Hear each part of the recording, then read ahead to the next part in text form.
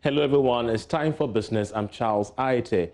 Government has approved a stimulus package for the aviation sector. Now, this is expected to come in form of support for workers and the financial release for firms operating in the sector. Speaking at a handing over ceremony for the Director General of the Ghana Civil Aviation Authority, the sector minister stated that the move is to help mitigate the shocks that have hit the sector. Yes, the government has approved the bailout, largely dedicated towards maintaining the staff. So the Minister of Finance has approved a facility with the Consolidated Bank of Ghana, to which the agency would have to liaise to get the support they need to be able to maintain their staff. So that's been done in the first place. The agencies themselves, Civil Aviation Authority, Airport Company, they have also been able to extend other privileges to the operators at the airport. They've given them free rent, and they've reduced the landing charges and so on and so forth. Those are certain things going on, and the operators are happy about it. Oh, I can't give you the details now, but as I said, some of them, the main thing is simply on the compensation scheme to keep the staff so that there's no layoff, there's no dismissal. That's the main thrust of it. Yeah. It's left with the agency to negotiate with them. Now, government has indicated it will be focusing heavily on domestic tourism as part of a recovery strategy for that space. The sector is said to be one of the hardest hit by COVID-19, with more than 6,000 job losses, while other facilities are shutting down. The Minister for Tourism spoke on PM Express Business Edition with George Riafi.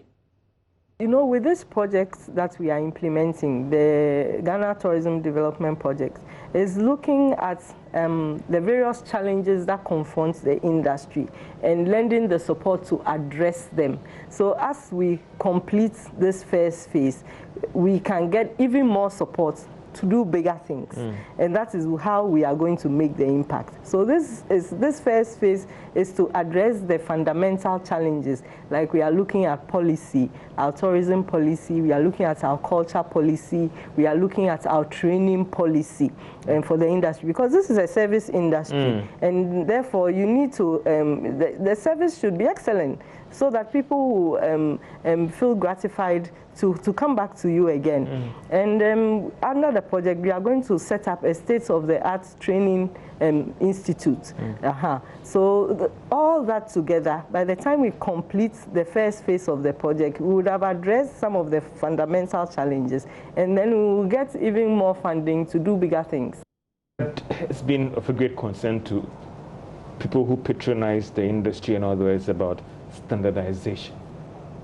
What are you going to do about it? When we talk about the facility being a 2-star, a 5-star, a 7-star, they get that benefit as somebody that goes to this place or patronizes facility.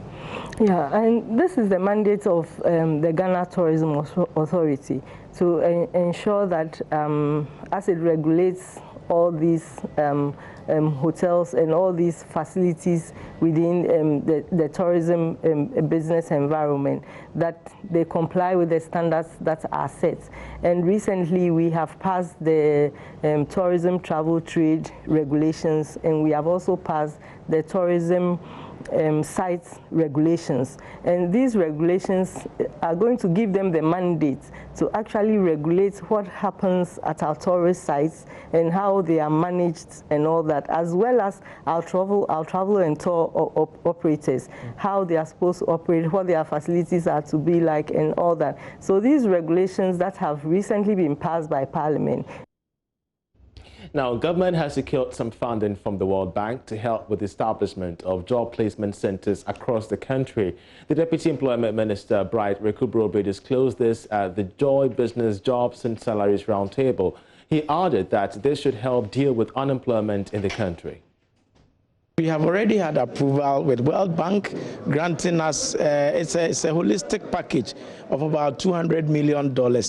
30 or so of which is coming to the Employment Ministry to refurbish, among other things, our public employment centers. We hope in this process to refurbish 16 centers and targeting one in each region to ensure that the young graduates go there, key in their qualifications and so on, and then we do job matching and link them to jobs. Oh, well, once it's taken under the budget, it's going to be rolled out. Already everything is fashioned out. The project is rolling out from January 2021. The other one is the insurance for the unemployed that we talked about. But that needs to really think through and then come out with modalities on how to roll this out. The Social Partnership Council is the one in charge at the moment. That is the tripartite constituent, the employers, the labor, the government sitting together to do a solid brainstorm and to come out with the modalities how to roll this out. And we are sure one constraint is data. And as we battle it out and get data, modalities to run around in the absence of data, how to get people, benefiting from this kind of thing. So it's kind of a work that will go on beyond what he has mentioned. We need to look at it very well. And that's it by way of business. I'm Charles Ayete. Sports is up next.